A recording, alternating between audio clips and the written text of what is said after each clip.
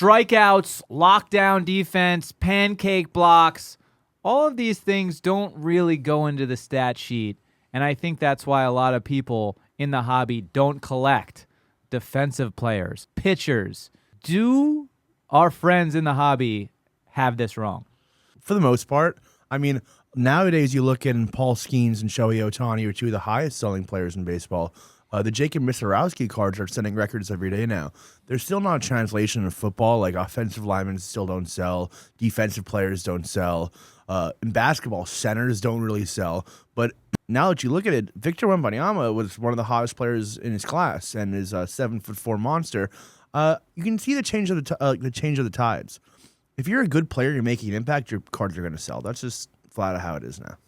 Yeah, and I mean names like Aaron Judge, Patrick Mahomes, Shohei Ohtani, these guys produce big stats, which lead to big highlights, which lead to big searches on Google, which lead to big searches on eBay.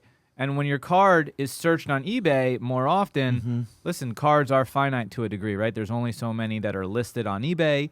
It's supply and demand. The more people who want a card, that's what's going to drive the price up of it. And, you know, you could say to me, oh, well, Dappz, there's X amount of Prism-based cards, but it doesn't matter how many there are. How many are on eBay right now, right? And then how many buyers are there for those cards? Yeah, I attribute these big new sales for different position players to a lot of the new collectors coming in the market. I will say that Fanatics has done a great job in bringing a lot of new buyers into the market, so the old heads can't just force what sells anymore. Like the debut patch, for example, pitcher debut patch is the highest debut patch sale right now. It's the Paul Skenes one. I think that they're just bringing not less educated, but people that want different stuff, you know?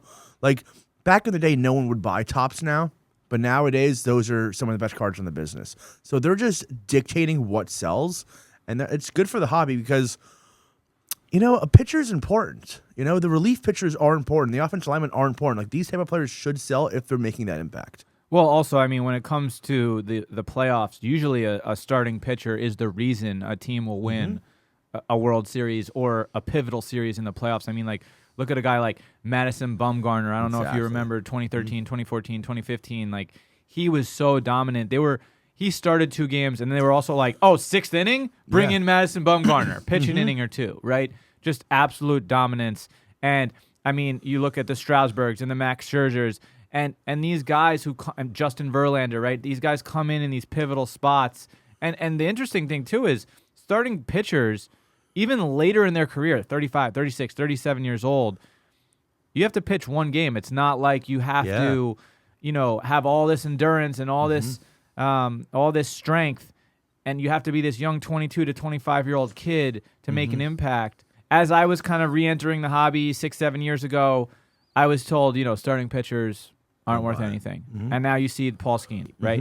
And these sales, and they're absolutely insane. And I mean, even like Clayton Kershaw's card, for example, his 06 Bowman draft auto was like $200 for 7 years, right?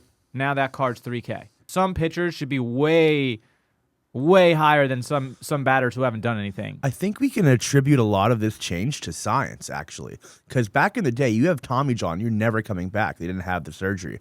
Back in the day, when centers fall and they get hurt at 32 and their knees break, there's no repairing to it. Achilles tears would take out players left and right. Science has changed now. If you can get Tommy John at any age, you're back in a year. Guaranteed. Maybe even better nowadays. So I feel like now that these players could have long careers, because if you look before like the Dirk, Duncan, Garnett era, like these big men wouldn't last. Now they're playing 20 seasons. Now they're collectible. So Jokic, Wemby cards, you can see them actually playing for a long period of time and impacting games for a decade or two. So, I mean, Rich Hill at 45 years old just got called up for the Royals to pitch another game.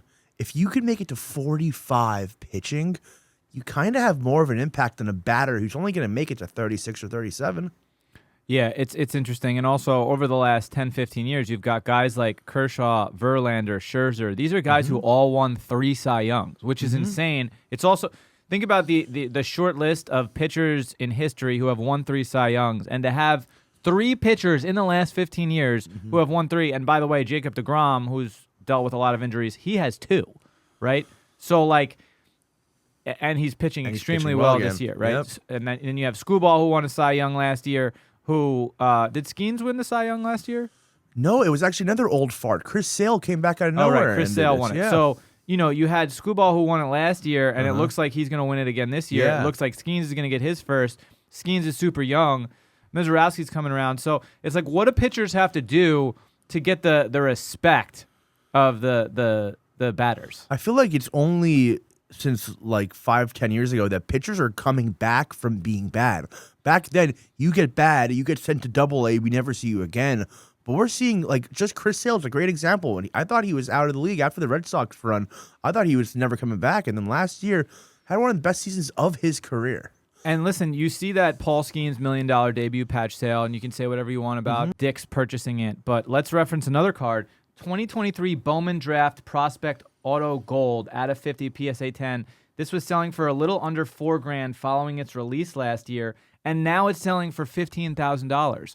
So that sale to Dick's allows all these collectors underneath, this huge debut patch sale to realize, wow, I can make 3, 4, 5x on my money, or just collect and have a card that's valuable long term. Now, this is where people really have to start to make decisions, though. If you spend $4K on a card and it's worth $15,000 the next year, like Paul Skenes, don't get me wrong, on paper, 3, 4, 5 Cy Youngs, who knows what he does in his career? He's got to get out of Pittsburgh, right? But also, if he gets injured, you have 1 year, you made $10,000. People have to know how to take profits too. Please like, subscribe, and check out these other videos that we think you might enjoy.